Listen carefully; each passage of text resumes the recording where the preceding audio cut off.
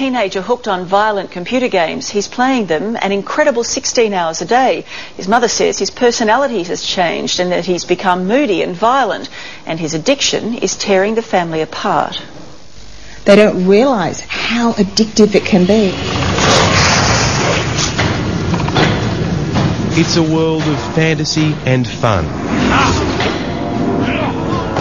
But for 16-year-old Cameron Sandler, this is more than a game.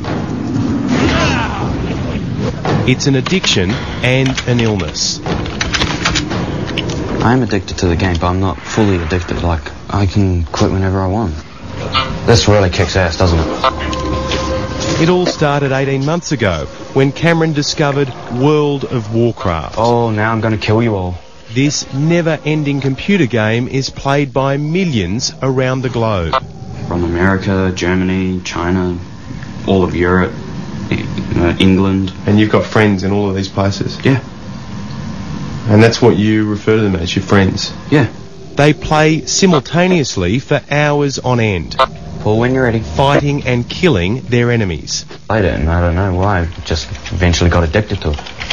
Cameron has up to 500 players on his team, known as a guild. The longest I've ever played it for was 12 hours, and that was just because the guild wanted me on for that long. Oh, you took my kill. Why do you talk with an American accent when you're talking to these people? I don't know. It's probably like you move to a new country or something. You just end up picking it up. And that's not all he picked up. For f***'s sake. There's the tension and the violence. We get keyboards thrown around the room, or holes punched in the wall, or they'll go outside and smash bottles. Denise is Cameron's mum. He started off with this game for an hour, 2 hours, 2 hours turned into 4, 4 turned into 6, 6 turns into 12, and he's now into the snowball effect that he's got to play that game.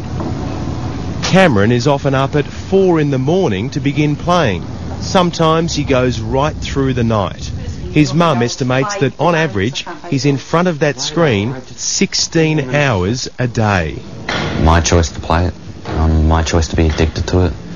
Cameron reckons he can stand up and walk away whenever he wants. But try telling that to his mum.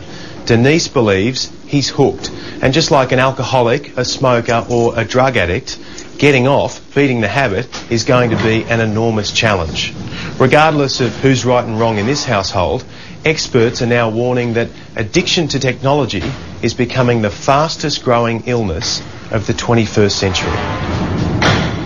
No, his situation isn't rare at all. In fact, he's just the tip of probably a very undisclosed iceberg. Psychologist Edwina Cowdery and her colleagues are seeing more and more cases every day. The DSM-4, which is the Diagnostic Statistical Manual, basically it's the psychologist's Bible of all the things that we're meant to know about.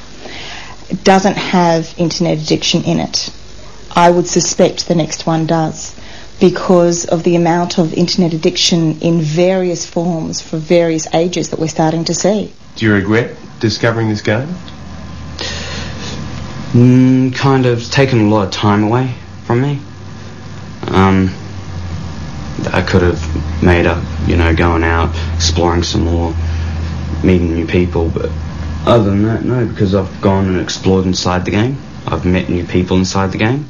Warcraft has had such an impact on players, there are chat rooms on the internet dedicated to addicts. An assistant professor from Harvard University claims up to 40% of users are hooked. And in China, a gifted 13-year-old student killed himself after playing Warcraft for 36 hours straight. The boy left a suicide note saying he wanted to join the heroes of the game he worshipped. It's a fantasy world. A bit like a book, but a book ends. I don't want to live like this anymore. I really don't. Yeah.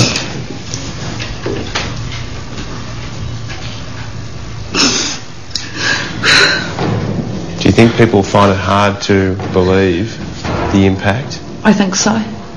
I didn't think that a game would be this addictive to this point and change of personality. Cameron has left school, and at the moment he isn't studying or working. He knows now is the time to tackle his addiction. It's no longer a game. How many parents do you think will be watching this story tonight and saying, that's me?